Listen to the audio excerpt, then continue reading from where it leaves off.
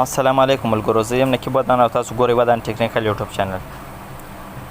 دوستانو، څنګه کولی شو فیسبوک کې د ایډ فرینډ بټن ختم کو او خالی فالو بټن راشي. نو دوستانو، تر اوسه مخکې به تاسو خپل فیسبوک آی ډي خلاص کړئ او د کونج کې تاسو ته 3 ډاټ نشان ښکاري، 3 لینونه ښکاري. په 3 لینو باندې به کلیک وکړئ. 3 لینو چې کله تاسو کلیک وکړ خپل فیسبوک آی ډي ته به ولاړ شئ. دلته لاندې سیټینګ ته به راسئ. لاندې سیټینګ کې تاسو ته لیکلي دي سیټینګ اینډ پرایوسي. سیټینګ اینډ پرایوسي باندې به کلیک وکړئ. کله تاسو په سیټینګ اینډ پرایوسي باندې کلیک وکړ دوستانو، دوم نمبر کې تاسو ته بیا راځي سیټینګ.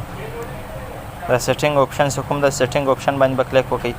چې کله په سیټینګ آپشن باندې کلیک وکړ دلته تاسو ته راځي پبلیک پوسټس.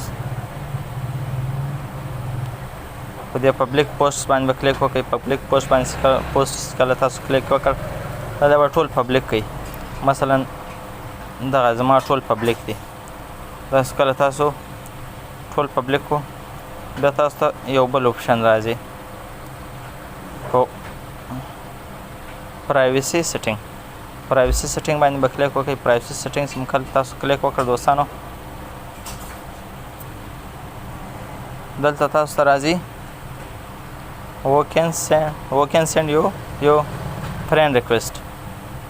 نو څوک کولی شي تاسو ته فرینډ ریکویسټ ولېږي. په دې باندې به کلیک وکړئ. سمپلی په دې چې کله کلیک وکړ دلته تاسو ته راځي ایوری ون. زما په ایوری ون ده، مطلب هر څوک کولی شي چې ما ته فرینډ ریکویسټ راولېږي.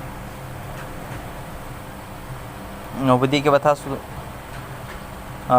که تاسو چېرته د ایوری ون لرې کوئ او خپل فیسبوک کې د فالو اپشن زیاتوئ بیا به دلته لاندنۍ چې کوم ده په دې باندې به کلیک وکړئ فرینډس آف فرینډس.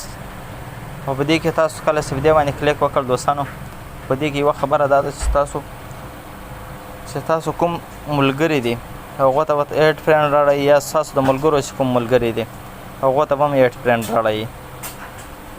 او چې کوم تاسو ته نوي کسان دي هغو ته ایډ فرینډ نه راړئ، هغه به تاسو فالو کوي. نو ستاسو فالوور په داسې طریقه باندې زیاتولی شئ.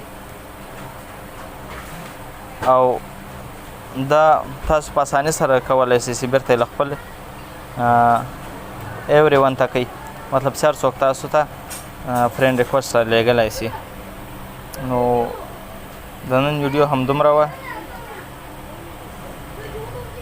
تر بیا چې په نورو ویډیو کې حاضرې وو، تر هغو د الله په امان. خو هغه که چېرته زما چینل سبسکرایب کړی نه وي چینل سبسکرایب کړئ، ویډیو لایک کړئ او شیر کړئ له نورو ملګرو سره. د الله په امان.